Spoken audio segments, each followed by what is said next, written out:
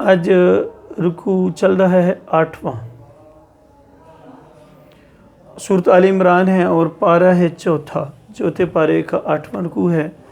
بسم اللہ الرحمن الرحیم۔ یا ایھا الذین آمنوا ایمانوا لا تکونوا نہ ہو جو کالذین ان لوگوں کی طرح کفروا جنہوں نے کفر کے وقالوا اور کہا لاخوانہم اپنے بھائیوں کو اذا ضربوا فی الارض جب وہ سفر کرتے کسی علاقے میں، او کانوا غزاً یا غزوے میں شرکت کرتے، لو کانوا کہ اگر وہ ہوتے اندنا ہمارے پاس ما ماتوا وما قتلوا اور نہ مارے جاتے، نہ مرتے نہ مارے جاتے، لیجعل اللہ ذالک حسرۃ اللہ تعالیٰ نے اس کو بنا دیا حسرت فی قلوبہم ان کے دلوں میں۔ حسرت کسے کہا جاتا ہے جی؟ حسرت اس چیز کو کہا جاتا ہے جو جس کا حاصل کرنے کا وقت ختم ہو جائے، اس کے دل میں خواہش ہوتی ہے، اور جب اس کے حاصل کرنے کا وقت ختم ہو جائے تو اس کے وقت ختم ہونے کے بعد وہ دل میں حسرت بن جاتی ہے۔ خواہش کسے کہتے ہیں؟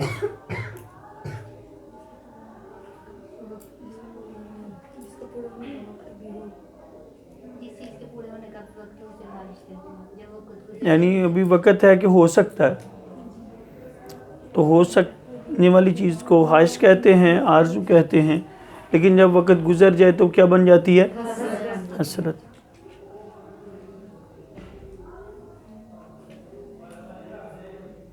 تو یہ جو علامہ نے کہا ہے کہ حیران ہوں میں اپنی حسرتوں پہ، انہوں نے کیوں حسرت بولا؟ تو دعاؤں کا وقت کیسے گزر گیا؟ ابھی تو وقت تھا نا جب انہوں نے زندگی میں بولا۔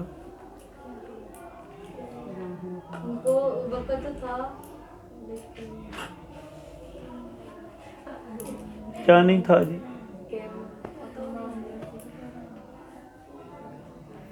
یعنی انہوں نے اصل میں یہ دعا کی نا کہ حیران ہوں میں اپنی حسرتوں پہ، یعنی دعائیں پوری بھی نہیں ہوئیں تو مانگتا بھی میں سارا کچھ رہا، مطلب گاڑی دے دے، بلڈنگ دے دے، اولاد دے دے، یہ چیزیں تو وہ پوری نہیں ہوئی، وقت بھی گزر گیا ان کا۔ تو میں حیران ہوں کہ مانگا تو سب کچھ، تو پھر اسی حسرت پہ وہ پچھتا بھی رہے ہیں۔ حیران ہوں میں اپنی حسرتوں پہ کہ خدا سے سب کچھ مانگ لیا ایک خدا کو چھوڑ کے۔ اصل میں مانگنا کیا چاہیے؟ اللہ کو مانگنا چاہیے۔ اللہ تعالیٰ مل جائے تو پھر ساری چیزیں ہی چاہیں۔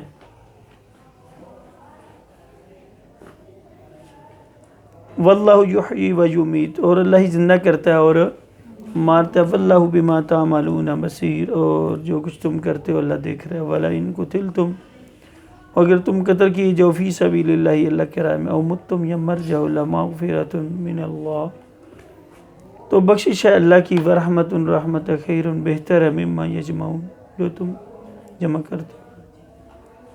اللہ کے راستے میں مرنا ہر قسم کے مال و دولت سے بہتر ہے جو جمع کرتے ہو تم۔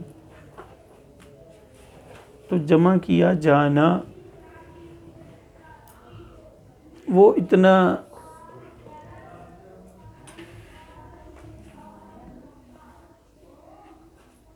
فائدہ مند نہیں ہے جتنی شہادت ہے۔ تو شہادت جو ہے یہ بہت بڑا مرتبہ ہے۔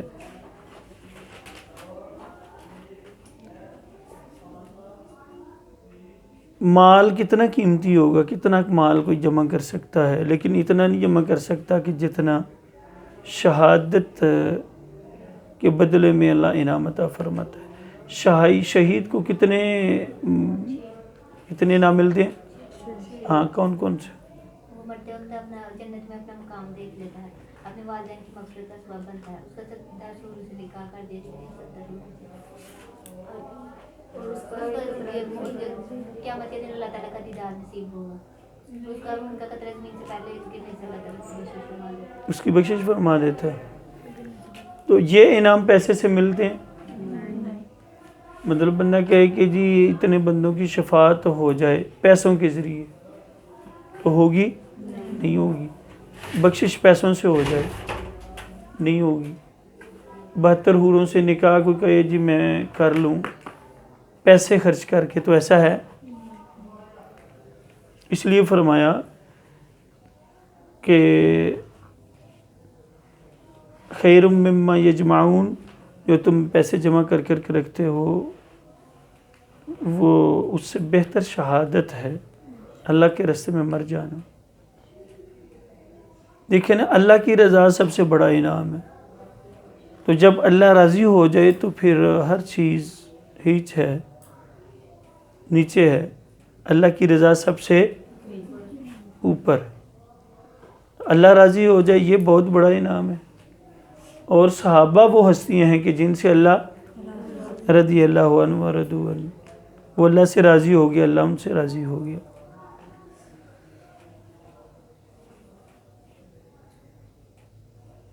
وَلَئِن مُتُّمْ، اگر تم مر گئے، او قتلتم، یا مارے گئے، لا الی اللہ تحشرون، تو تمہیں جمع کیا جائے گا اللہ کی بارگاہ کے اندر.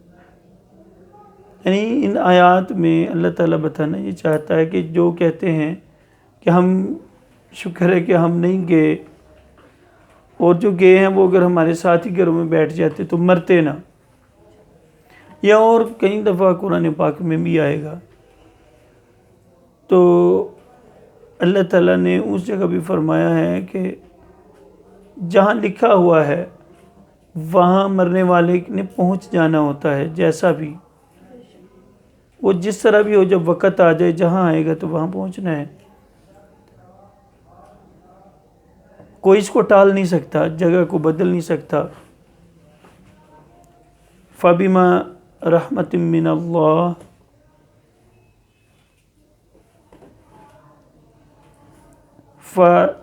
سو پس، بما ساتھ، رحمتن اللہ کی رحمت کے، من اللہ اللہ کی رحمت کے، لنتا آپ نرم مزاج ہیں، لہم ان کے لیے.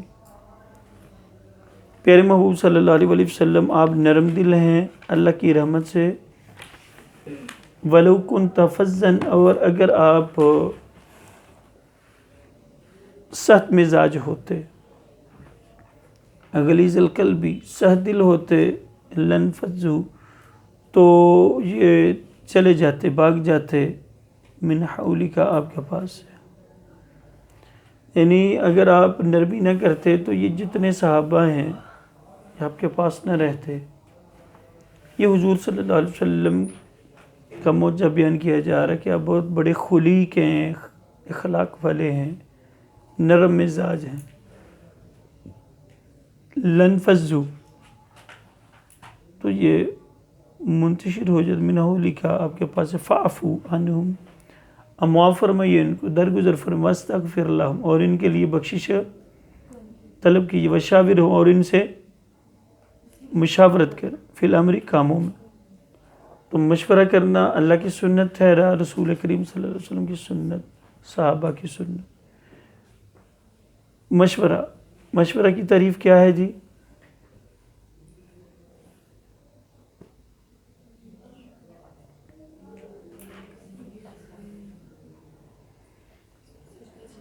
مشورہ دیا جائے لیکن اس پر پوچھ گچھ نہیں ہوگی. تو اس کے مد مقابل کیا ہے؟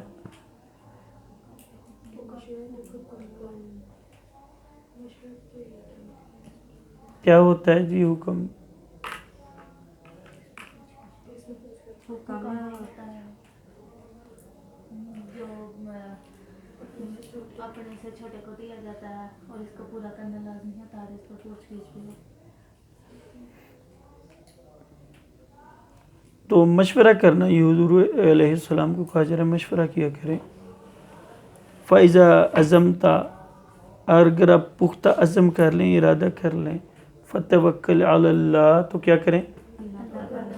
ان اللہ يحب المتوکلین، اللہ تعالیٰ پسند کرتا ہے کن کو؟ ان ینصرکم اللہ، ان اگر ینصرکم، مدد فرمائے تمہاری اللہ تعالیٰ، فلا غالب لکم، تو کوئی بھی تمہارے اوپر غالب نہیں آ سکتا. وَإِن يَحْزُلْكُمْ، اور اگر اللہ تعالیٰ علیحدگی اختیار کر لے تم سے، تمہیں دور کر دے، فمن، تو کون ہے ذلذی جو ینصرکم تمہاری من بعدہ اللہ کے علاوہ، وعلی اللہ سو اللہ ہی پر فلیتوکل المؤمنون بھروسہ کرنا چاہیے کن کو، وما کان لنبی اور نہیں ہے کسی نبی کے لیے شان ان یغل کہ خیانت کریں کسی سے، ومن یغل یأتی اور جو خیانت کرے گا یأتی لے آئے گا بما غل اس کی ہوئی خیانت کو یوم القیامہ کس دن۔ تو خیانت کرنا عزاق علیہ السلام کا کسی بھی نبی کا منصب نہیں۔ امانت میں خیانت کرنے والے کو کیا کہا گیا؟ یہاں تو خائن کہا جاتا ہے نا، ویسے منافق کی 4 صفات میں سے ایک صفت بیان فرمائی آقا علیہ السلام کہ منافق کی کتنی علامات ہیں؟ کون کون سی؟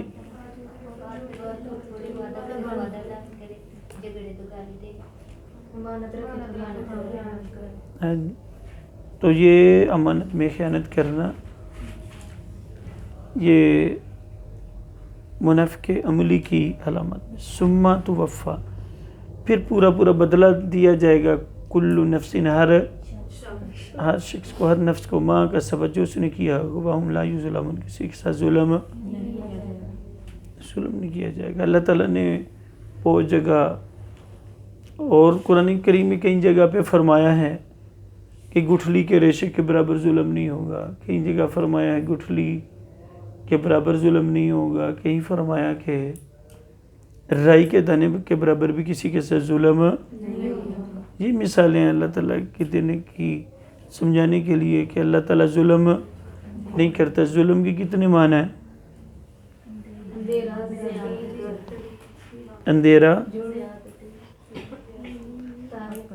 اندھیرا اور زیادتی اور حد سے بڑھنا۔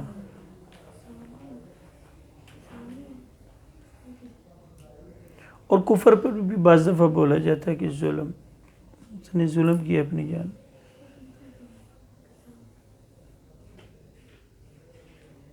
تو کہاں پہ ہم رکے؟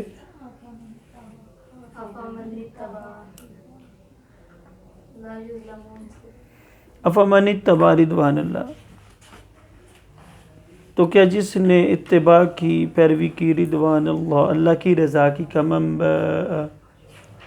اس کی طرح ہے با جو مستحق ہو گیا بسخط من اللہ اللہ کی نافرمانی کی۔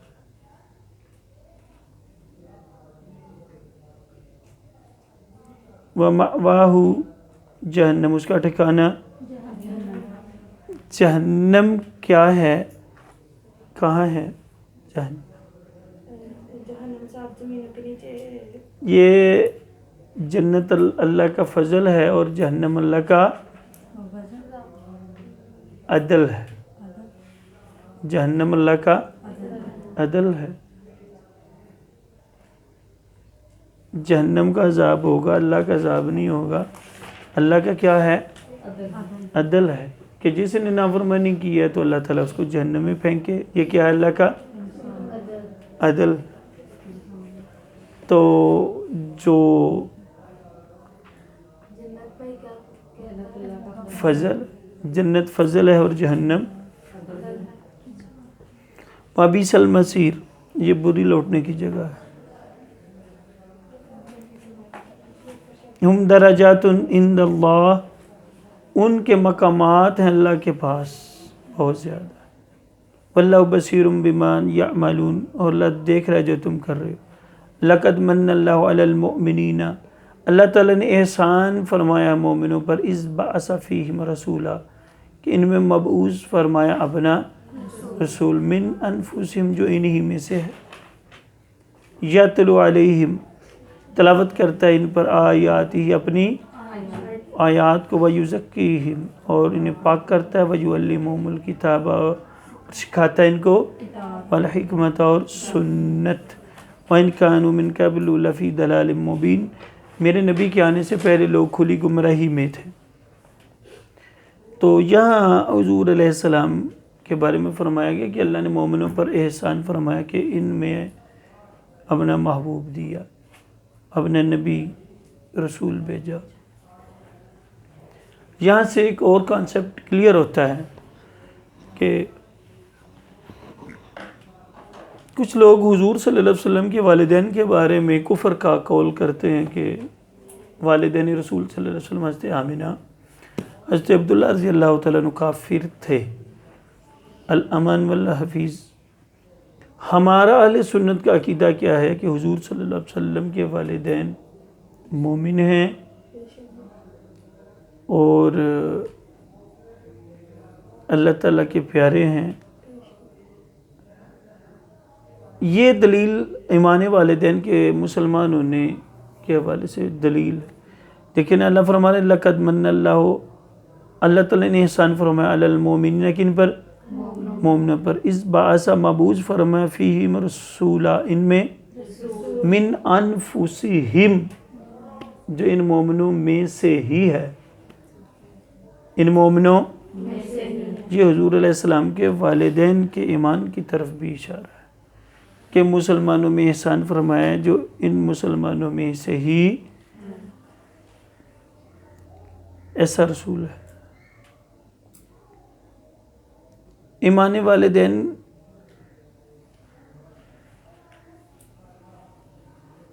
حضرت علامہ جلال الدین سیوطی علیہ رحمہ، انہوں نے کتاب 2 تفسیریں لکھی ہیں قرآن پاک کی، تفسیر در منصور اور تفسیر جلال ہے۔ تو آپ نے ایمان والدین پر میرا خیال ہے کہ 6-7 کتابیں لکھی ہیں ایمان والدین ثابت کرنے کے لیے۔ تو آپ کو 72 دفعہ اللہ کے رسول صلی اللہ علیہ وسلم نے زیارت سے مشرف باز کیا ہے، 72 دفعہ جلال الدین سیوطی علیہ رحمہ کو زیارت کروائی۔ تو کسی نے پھر حضور علیہ السلام سے خواب میں عرض کی کہ یا رسول اللہ صلی اللہ علیہ وسلم ہمیں 1 دفعہ زیارت اور جلال الدین سیوطی کو 72 دفعہ زیارت کیوں کروائی؟ فرمایا کہ انہوں نے میرے والدین کے ایمان کو ثابت کرنے کے لیے 7 کتابیں لکھی ہیں، اس لیے اس پہ اتنا انعام کیا ہے۔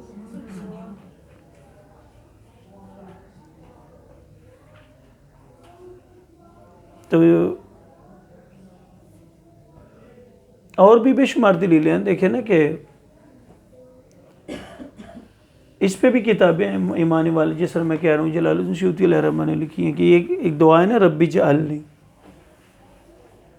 اے میرے رب بنا دے مقیم الصلاۃ، ہمیں نماز قائم کرنے والا، ومن ذریتی، میری اولاد کو، ربنا اغفر لی، میری بخشش فرما، ولی والدی وللمؤمنین، میرے والدین کی۔ ہم کہتے ہیں کہ یہاں حضور کیا پڑھتے تھے کہ میرے والدین کی بخشش فرما، یہاں حضور کیا پڑھتے تھے؟ تو جواب کیا ہے کہ حضور بھی یہی پڑھتے تھے۔ جب یہی پڑھتے تھے تو ولا تقم علی قبری، سورۃ توبہ انفال میں آیا ہے کہ مشرک کی قبر پہ کھڑے نہیں ہونا، ان کے لیے دعا بھی نہیں کرنی، تو حضور والدین کے لیے دعائیں کر رہے ہیں۔ یہ بھی کیا دلیل ہے کہ حضور کے والدین مومن ہیں۔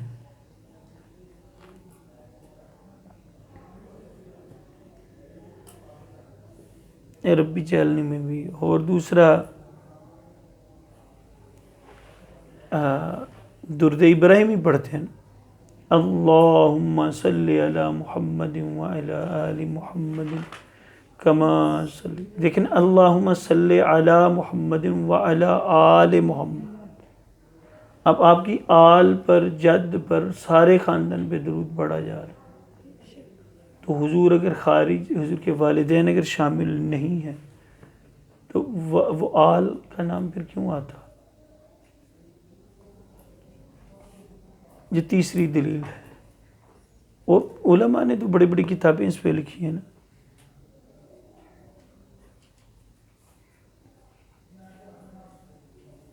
ورنہ اس پہ اور بھی ماشاءاللہ بہت زیادہ دلائل ہیں.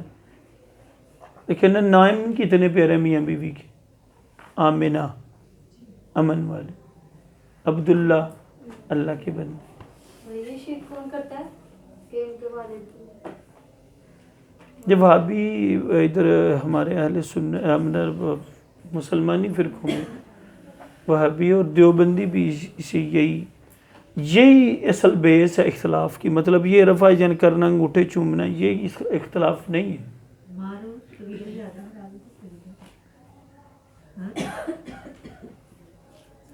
تو کیا میں نے عرض کیا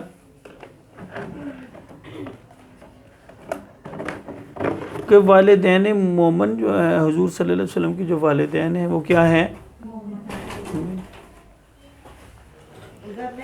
حضور صلی اللہ علیہ وسلم نے فرمایا نا 8 جانور جنت میں جائیں گے. 8 جانور 8 جانور جنت میں جائیں گے. روایت کل پھر آپ بول دیجئے گا بس آپ نے بولے تھے لکھوائے نہیں تھے. کل آپ بول دینا نا کہ آپ نے بولے تھے, وہ اس نے سنانے ہیں نا. پھر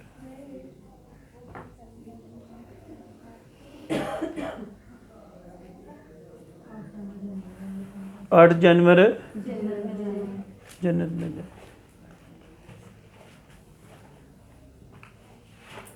حضرت یونس علیہ السلام کی مچھلی جس نے آپ کو 40 دن اندر رکھا,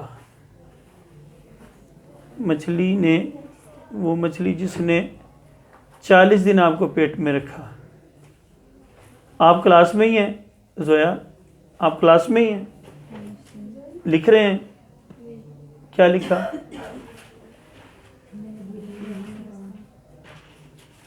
آپ نے کیا لکھا ہے ابھی, کیا روایت لکھی آ رہی ہے؟ کیا ہے اس کو, کیا ہے اس کو, کیا سبق لکھوایا جا رہا ہے؟ آپ دائیں بائیں دیکھ رہے ہیں, سبق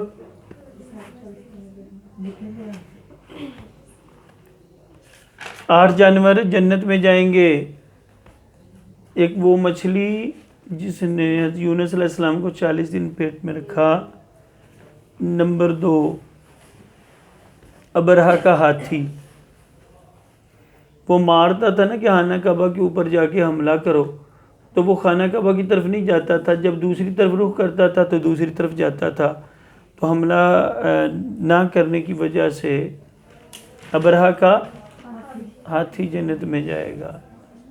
اور اصحاب کہف کا کتا مینڈے کی شکل میں, بکرے کی شکل میں جنت میں جائے گا.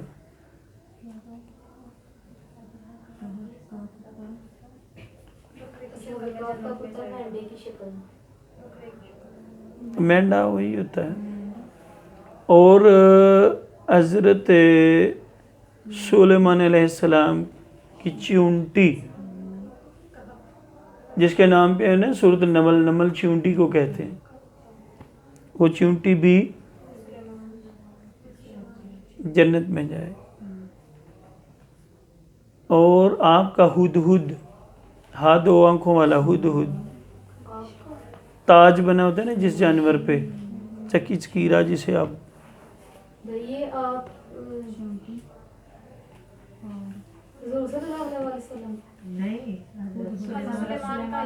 سلیمان علیہ السلام کی چیونٹی نمل اور ہدہد کتنے ہو گئے؟ 4 نہیں,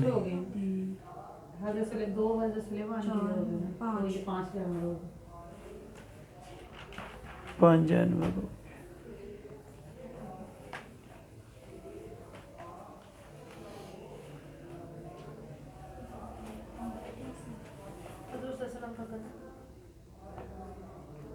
حضرت علی کا دلدل گھوڑا،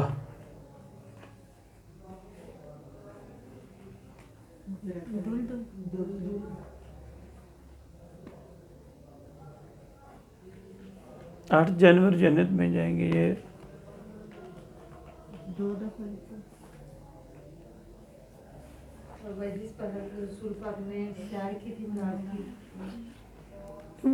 براق آئی جنت سے تو وہ ہے جنت سے نا، وہ تو پہلے ہی جنت سے. اب یہ روایت میں جو الفاظ آئے ہیں وہ یہ ہیں اور کچھ مس ہیں، تو وہ آپ کو لکھوا دیے جائیں گے. کل حافظہ تھوڑا کمزور ہو گیا.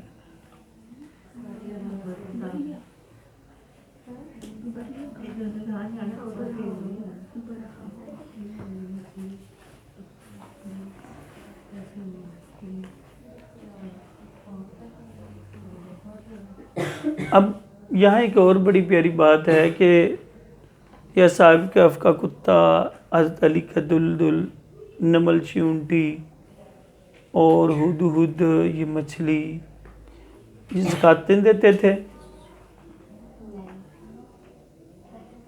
زکوٰۃ دیتے تھے، نماز پڑھتے تھے، روزے رکھتے تھے. صرف نسبت ہے. عزیر علیہ السلام کا وہ گدھا،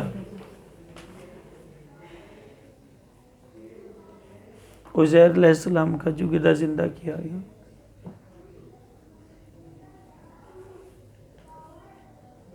یہ کیا ہے؟ یہ نسبت لے کے جائے گی. اسی لیے تو شاید یہی میں نے بتایا تھا کہ سلطان بہو علیہ الرحمہ نے شعر لکھا نا، جے رب ملدا ناتیاں توتیاں ملدا ڈڈواں مچھیاں ہو. اور رہتے ہی ہر وقت پانی میں، پھر نہانے دھونے سے صرف رب ملتا تو کن کو ملتا؟ مینڈکوں کو، مچھلیوں کو ملتا. اور جے رب ملدا مون منایا تے ملدا پیڈاں سسیاں ہو. پیڈاں نو مون دے نے نا، وہ آندے نے جے رب ملدا مون منایا، بودے منایا، کٹنگ اچھی کروایا، تو پھر کنہوں نے ملدا؟ پیڈاں نو ملدا. پھر اور ہے، میں قربان اونا تو باہو، رب اونا نو ملدا یا حضرت باہو نیتاں جنہاں دیاں سچیاں. میں قربان اونا تو باہو، اے رب اونا نو ملدا یا حضرت باہو نیتاں جنہاں دیاں سچیاں اچھیاں ہوں. یعنی اللہ تعالیٰ نہ تو بڑے بڑے بال رکھنے سے ملتا ہے، نہ مچھلی کی طرف ہر وقت نہانے دھونے سے ملتا ہے، نہ بودے منانے، اور نیت دل کی کیفیت کا اچھا ہونا. تو 8 جنوری تفسیر کبیر کے اندر یہ حدیث ہے. امام فخر الدین رازی علیہ الرحمہ نے تفسیر کبیر لکھی ہے، تو اس میں یہ حدیث ہے.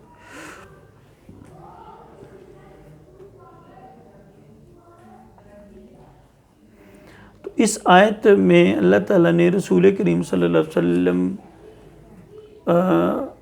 کو امت کو عطا فرمائے ہیں. اولما یہاں سے پڑھے نا، اولما تو جب اصابت کو پہنچتی ہے مصیبت، ان کوئی مصیبت قد اصبتم، تو حالانکہ پہنچا چکے مثلیہا اس کے مثل، قل تم اور تم کہہ اٹھے انا ھذا کہاں سے آ پڑی یہ مصیبت، قل ہوا من عند انفسکم، پیارے محبوب آپ فرمائیے کہ تمہارے نفسوں کی وجہ سے، ان اللہ علی کل شیء قدیر، بے شک اللہ تعالیٰ ہر چیز پر، وما اصابکم، اور جو مصیبت پہنچی تمہیں یوم التقى الجمعان، یہ احد کے دن جب 2 لشکر جمع تھے، فبإذن اللہ، تو اللہ کے حکم سے، وَلِيَعْلَمَ الْمُؤْمِنِينَ، تاکہ اللہ ظاہر کرے مومنوں کو، وَلِيَعْلَمَ الَّذِينَ نَافَقُوا، اور منافقوں کو بھی، وَقِيلَ لَهُمْ، کہا گیا ان سے، تعالوا آ جاؤ، قاتلوا فی سبیل اللہ، لڑو اللہ کے راستے میں، اب ادفعوا یا بچاؤ کرو، قالوا لو وہ بولے لو نعلم ہم اگر ہم جانتے کہ تعلن کہ جنگ ہوگی لتبعناکم تو ہم ضرور پیروی کرتے ہم للکفری کفر سے یومئذ اس دن اقربو زیادہ قریب تھے منہم للایمان بنسبت ایمان یقولون بافواہہم یہ کہتے ہیں اپنے منہوں سے ما لیسا جو نہیں ہے فی قلوبہم ان کے واللہ اعلم بما یکتمون اور اللہ خوب جانتا ہے جو وہ چھپاتے تھے الذین قالوا وہ لوگ جنہوں نے کہا لاخوانہم اپنے بھائیوں کے بارے میں وقعدوا حالانکہ وہ خود بیٹھے تھے گھروں میں لو اطاعونا ما قتلوا اگر وہ ہماری اطاعت کرتے تو قتل نہ کیے جاتے قل فادرعوا آپ فرمائیے ذرا دور کر کے دکھاؤ انفسکم الموت اپنے آپ سے دو موت کو دور کرو ہم بھلا ان کنتم صادقین اگر تم ولا تحسبن الذین ہرگز گمان نہ کریں وہ لوگ قتلوا جو قتل کیے گئے فی سبیل اللہ اللہ کے راستے میں اموات مردہ ان کو گمان نہیں کرنا کہ وہ مر چکے بل احیاء عند ربہم یرزقون بلکہ وہ زندہ ہیں ان کو رزق فریحین خوش ہیں بما آتاہم اللہ من فضلی جو اللہ نے ان کو اپنے ویستبشرون خوش ہو رہے ہیں بالذین ان کے سبب لم یلحقوا ابھی تک نہیں عامل بہم ان سے من خلفہم اور ان کے بعد آنے والے اللہ خوف علیہم کہ نہیں ہے ان پر کوئی خوف ولا هم یحزنون نہ وہ غمگین ہوں گے یستبشرون بنعمت من اللہ خوش ہو رہے ہیں اللہ تعالیٰ کی نعمت پر وفضل اور فضل پر وان اللہ بے شک اللہ تعالیٰ لا یضیع ضائع نہیں کرتا اجر المؤمنین مومنوں کا اجر تو اللہ تعالیٰ ہمارا سب کا حامی و ناصر ہو اللہ تعالیٰ قبول فرمائے